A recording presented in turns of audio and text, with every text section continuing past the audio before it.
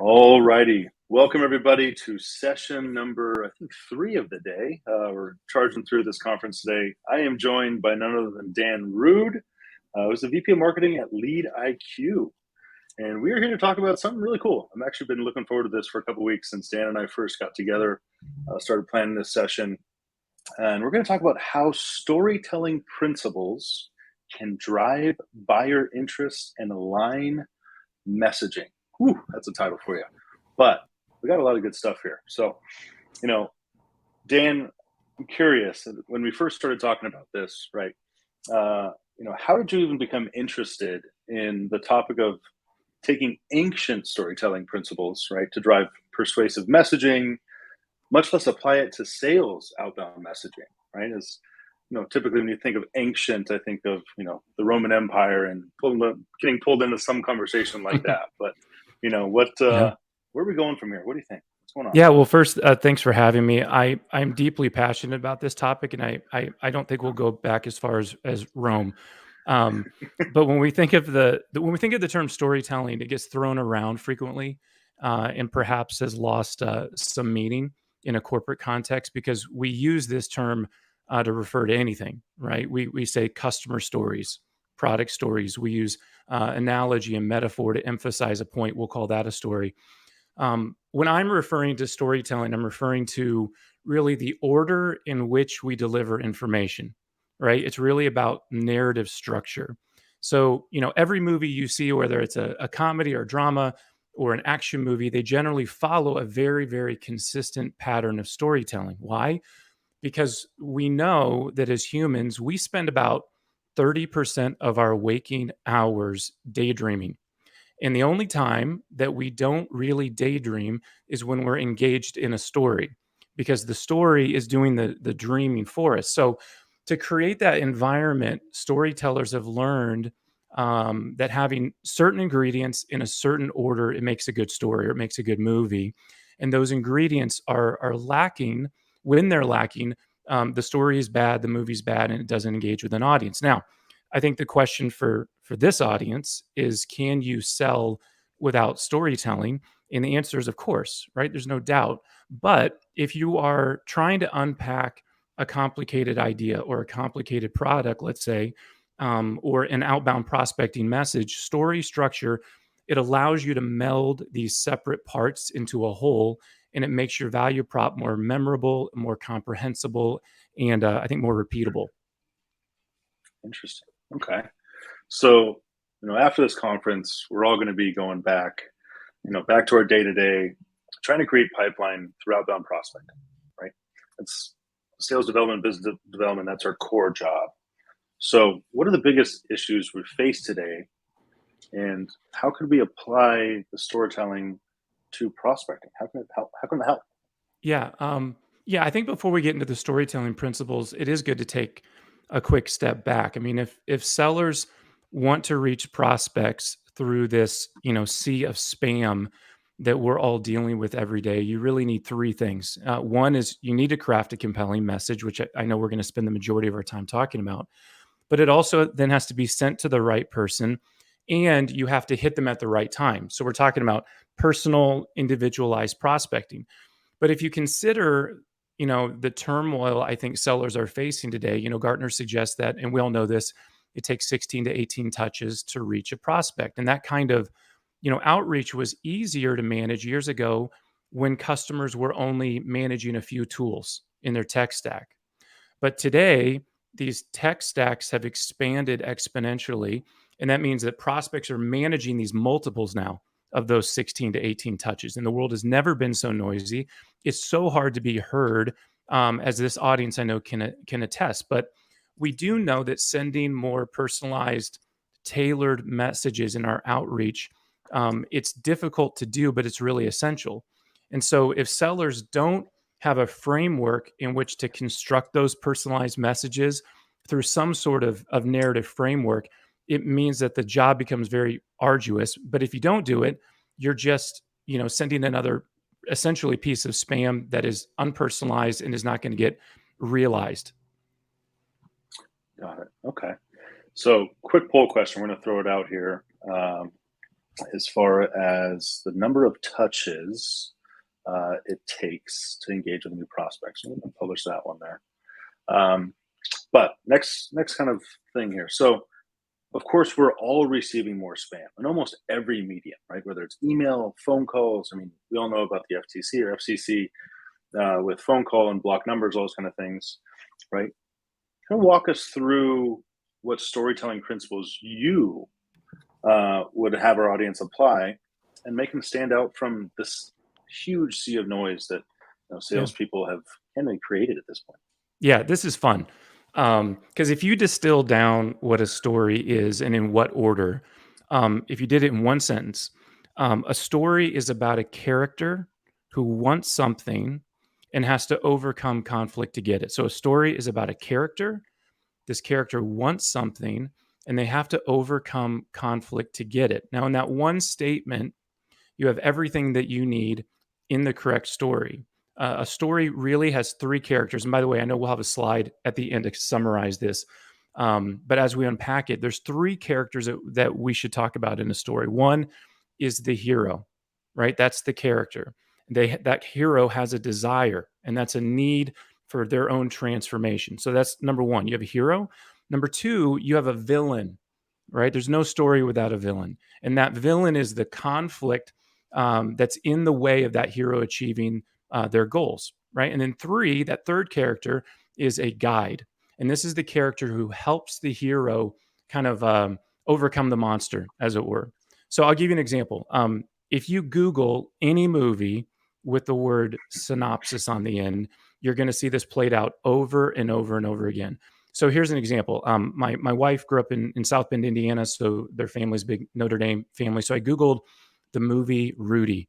And in the movie, I wrote it down here what the synopsis was. It says this. It says, Rudy wants to play football for the University of Notre Dame, but has neither the money for tuition nor the grades to qualify for a scholarship. Rudy redoubles his efforts to get out of the steel mill where his father works when his best friend dies in an accident there. Overcoming his dyslexia, thanks to his friend and tutor guide, D-Bob, Rudy gains admission to Notre Dame and begins the fight to fight his way onto the school's fabled football team. So there it is. So Rudy's the hero. Rudy has a conflict, which is dyslexia is making it so that he can't get into college to pursue his dream of playing football. He meets a guide, D-Bob, who helps him overcome his dyslexia. And then he goes on to the next conflict of trying to make the football team. Now, when we reach out to prospects, if we are not clear, if we're not clearly defining who the hero of the story is, who the villain is, and who the guide is, our messages have less meaning to the person receiving it. So we should probably break down the three characters and how they apply to outbound messaging in terms of how we create it. Yeah, interesting. Well, Rudy's one of my favorite movies ever. I mean, if you don't like Rudy, I don't know what kind of person you are, but actually, my sister-in-law is actually from South Bend as well, so that makes a lot of sense. Oh, very nice. It's a good town. Yeah, it is a good town. All right, so let's hit one by one here. Let's start off with heroes. Yeah. So, to understand the hero, I think you have to use language that speaks to their transformation. That is the big idea. A character starts one way at the beginning of a story, and ideally, they end in a better place at the end. It's what, and so when we're talking to customers, you want to aspire for them in terms of what they could be, using really clear language about them. Now, this is where, in my experience, many sales and marketing organizations get it wrong before they even begin their outreach to customers.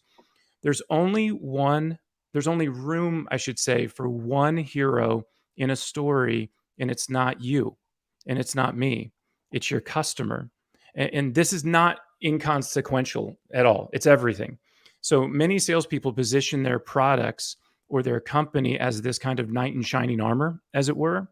But if a customer is on their own journey, if a customer is in their own story, they don't care about your desire to be a hero. So they don't care, let's say, when your business started or how many customers you have or how many awards you've won, because it invades in their desire to be the hero of their own story. So sellers have to really start from a right mentality and that their language needs to be directionally aligned with this customer's desire to be a hero. And the customer is this character who has a problem and has to overcome conflict to get to that transformation. That's where we're wanting to get them. And at the beginning of a story, they want us. We want them to start in one place, and we want them to see a place that they can go. I'll give you an example. I'm a father of four. And I love introducing my childhood movies to my kids, and sometimes it goes over great, and sometimes it doesn't. And I took my 9-year-old and 12-year-old this weekend, and I introduced them to the original Terminator, right? 1982, 1983 movie. And honestly, I thought they were going to hate it, but they loved it. But if you look at that movie, it's about a character named Sarah Connor who is poor. She's a waitress. She's struggling. She's timid. And by the end of that movie, right, she gets called to action to say, you're going to be the leader and bear the son of a movement that's going to fight the AI driven robots, right? You are important. And by the end of that movie, she is transformed from a meek character to a formidable character on her way on this journey. That's your job, is not to take away from the customer's desire to transform and to be the hero. Your job, as we're going to get to, is to propel them into that journey, as it were. Interesting. All right. So we need to make prospects, future customers, Sarah Connors. Ultimately. That's right. 100%. Make the customer 100%. the hero, right? That's right. So, then how do you position the second character as far as the villain, right? So the plot thickens here. What we got? So this is interesting. So really closely associated with a hero has to be a salesperson's ability to voice the problem, or the second character in the story, which is, of course, the villain. So you take the movie example I gave, Rudy, right? Let's say this was the movie, Pete. What if Rudy had a dream of playing football? He applies to the University of Notre Dame and he makes the school. He gets accepted. He then tries out for the football team and makes the squad. He lives happily ever after. That's a terrible story, right? It's a terrible movie. It's a terrible movie. There's no conflict in the story, right? So the same exact thing applies when we're doing outreach to customers. For a customer to feel like the journey that they're on, or the journey that they're aspiring to go on, they have to know that you know their problem, right? And this is also an area where many salespeople, I think, and marketers certainly, because I'm on that side of the fence, marketers, we get it wrong and we miss this opportunity. And that's because we're sometimes, I think, afraid to go deep on the pain. We're afraid to go deep on the pain. We want to just stick to the positives, stick to the aspiration without showing danger, right? So in a story, think of it this way. And again, we'll have this up at the very end. There's going to be 2 layers to a problem that I think this audience can think about when you're doing outbound outreach. Many times we hit the first one, and many times we don't hit the second. The first is more obvious. It's the external problem. And this is literally the problem that the customer is facing. And so that obviously has to get voiced. What gets missed many times, which is always an ingredient of a story, is not just an external problem, but it's the internal problem. And that is, how does that external problem make the customer feel? How is it affecting them emotionally? So hitting external problems are, relatively easy, but customers' internal problems is way more important because it affects their personal status, right? So I'll give you an example, a very simple example. Let's say I'm a character, and my conflict that I need to overcome is that I own a home and I need to get my lawn mowed, right? So what is my external problem? My external problem is that I need to get my grass cut, right? But what might be my internal problem? Well, my internal problem might be that my grass is too long, my neighbor's grass is all manicured, and it's hurting my status.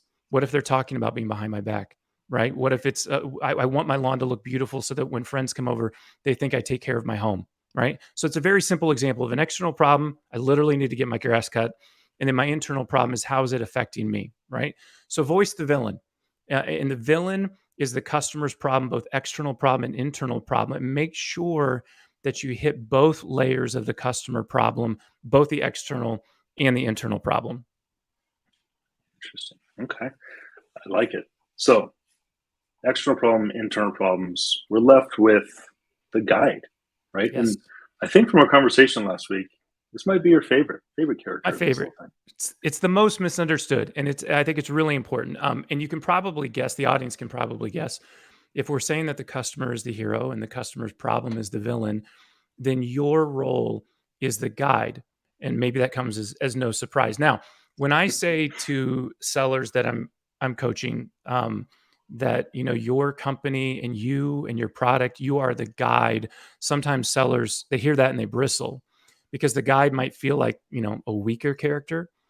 In reality, in every story that you hear or the movies that you watch, the guide is absolutely the strongest character in the story, because without a guide, the hero won't possess the knowledge and they won't possess the magic gifts to overcome the villain, or in your customer's case, their problem. So, while we're on movie examples, we'll keep going.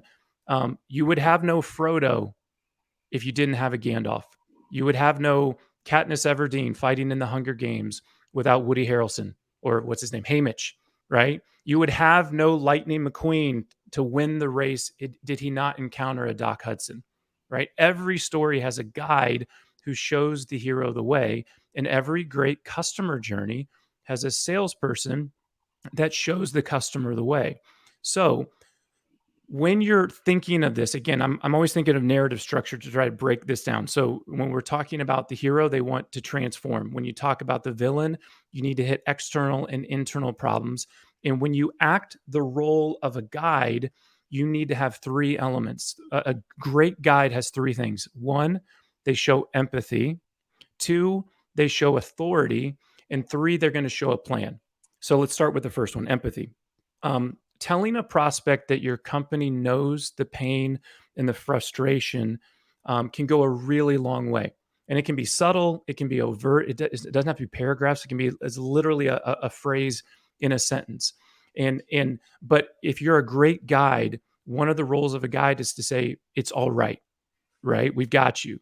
But empathy without authority really loses its value, becomes kind of ruinous, right? If we just say, yeah, that sucks, and then we don't show authority in terms of how we can help you overcome it, it doesn't really have a lot of value. So authority becomes part and parcel to it. Authority is the opportunity for you to actually sprinkle in your own domain knowledge, saying things like, we have helped X number of customers like you go on the journey that they're on to solve the same problem, right? This is where you get to sprinkle in a little bit of bragging on your ability, but you're doing it through the lens of a guide. You're saying, look, I understand it's a problem. I understand your external and internal problem, but we have the authority based on what? Based on, maybe some of the awards you've won, maybe certainly the customers that you've helped. You have the opportunity to show them that it's going to be all right. You can trust me because I've been on this hero's journey before you, and I can help pull you into this narrative, the story that you want to be on. And then last, you have to have empathy, you have to have authority, and then you have to have a plan. And this one's really critical and can be really, really clear and useful to your prospect. You need to tell customers a plan. And in this case, of outbound prospecting, you need to lay out a plan for of how your business can help this particular prospect in these number of steps. You make it simple. It can be 2 steps. It can be 3 steps, very clearly defined, to say, this is how our company helps customers like you solve the problem. So show them empathy, show them authority as a guide, and offer them a very clear, concise, and useful plan. Interesting. Okay. So, I mean, I'm not sure I'm going to ever watch a movie the same again. I'm sure with lots of people It kind of ruins movies attending this sometimes. session, It kind of ruins kinda movies does. a little bit, right? But there's all this different structure being used today, right? And probably not the best structure. I mean, I just listening to this and hearing you speak over the last couple of weeks, we're talking about a lot of external problems. I think is the kind of the topical issue that we can tackle right away, right? The Yep. internal problems are really where you start to suss out everything. So Yep. if we're crafting an outbound message, right? What tips would you give the audience today to make sure all these ingredients are included in every outbound message? Yes, let me pop this up, and if the audience wants to just do a screen grab here, this is, I think, probably a pretty good summation. So, I know we've thrown a lot at you. But I think we can really distill it down to this. If you look at the three major points that we're saying, use this as a kind of a mental map of things to consider when you're evaluating the messages that you're sending. So first of all, are you positioning your customer as the hero? And again, we don't mean that in any sort of romantic sense. We mean that in a literal sense. Like they are the one on a journey that they need transformation. So how can you speak to that? How can you aspire to that? And then two, be really specific about the villain. This is one, it's an interesting, I don't know, pet peeve of mine is that we all know as humans that you have to have conflict in order to make a story have meaning. But when we kind of darken the doors of our companies, we start to really erode. We're afraid to say what the problem is in more explicit terms. So be more bold in terms of voicing both the external problem and the internal problem that a customer has. And then three, be the guide, be Obi-Wan Kenobi, be Yoda. You know, Yoda's saying, hey, Luke, dude, you got to go kill your dad. I know that sucks, but to become a Jedi, here's the plan, right? He shows empathy, he shows authority, and he shows a plan to go slay the villain. And in this case, as a guide, show your customers or your prospects empathy, show them that you have domain authority to boost their confidence that you can help while showing your humanity, and then offer them a really clear plan. I think if you can start there, hopefully there's a prescription there to look at your outbound messaging and seeing if it has these elements. The final thing I would say is that all of you and your teams are doing sequences and cadences. I'm not suggesting that every single message has to have every one of those elements. If you're doing a sequence of, let's say, 5 messages that you're sending out, you might have one that hits all 3 of these elements. But then your second message might really ratchet up the pain. You might really focus on the pain. You might have one that focuses on the pain and on the plan. So it doesn't have to be just synchronous, but you can take these elements and block them all together in a single message, or then have subsequent messages that really talk to their aspiration of who they want to be, talk about the pain that they're having, their external, internal, and then have a third message that talks really about your role as a guide and what your company can do to help them overcome that villain, overcome that monster that they're trying to get. Nice. All right. So I just published the second poll for us. I'm curious about how long it takes your teams out there in the universe to write a tailored personal message. Respond to that poll. We're curious. But all right, we literally have 2 minutes left. We're already running over a little bit. But in 2 minutes, Dan, tell us what LeadIQ is working on now, right? And how our audience might engage with you in the conference and after. What's going on? Yeah, so this comes at a really fun stage for LeadIQ's maturity. Many of you know LeadIQ as really a contact data provider. We've been doing that, I think, very successfully for a long time. But this next week, we're launching 2 new major set of capabilities. It's going to be public on our website tomorrow. And we're launching these first. We have a new, very newly patented insights-driven email writer that crafts the first draft message for outbound sellers, end-to-end, with syntax, using insights that we're gathering from companies as well as your value proposition. I met with some analysts last week. They said this is the first fully end-to-end email writer that they've ever seen that's using insights. So we're really excited about that. The second thing that we are releasing are adding new sales triggers to assist sellers in prospect job changes and company changes, so that we're bundling these things, the contact data, the ability to write and craft personalized outbound messages that are drafted for you that then you can manipulate and send. And then third, we're also offering sales triggers that are all going to be in one platform. So come visit us at our virtual booth. Obviously, go see our website when we launch this tomorrow. I also put my personal mobile number here. Take a screen grab of it. Text me if you want to talk about the topic that we had around storytelling, or if you have any questions about LeadIQ, feel free to call me or just shoot me an SMS, and I'll be happy to engage with you. Other than that, come see us at the booth. I'm going to run over there after this session. I'm happy to talk more. Awesome. Dan, thank you so much. I know Tom Falk and Daman, you guys had asked a couple questions. Head over to talk to Dan at his booth. We got to get on to the next session. Dan, you're incredible. Thank you for spending the time today with us, and look forward to working with you again in the future. Yeah, thanks to the audience, and thanks, Pete, for hosting. Of course. See you guys.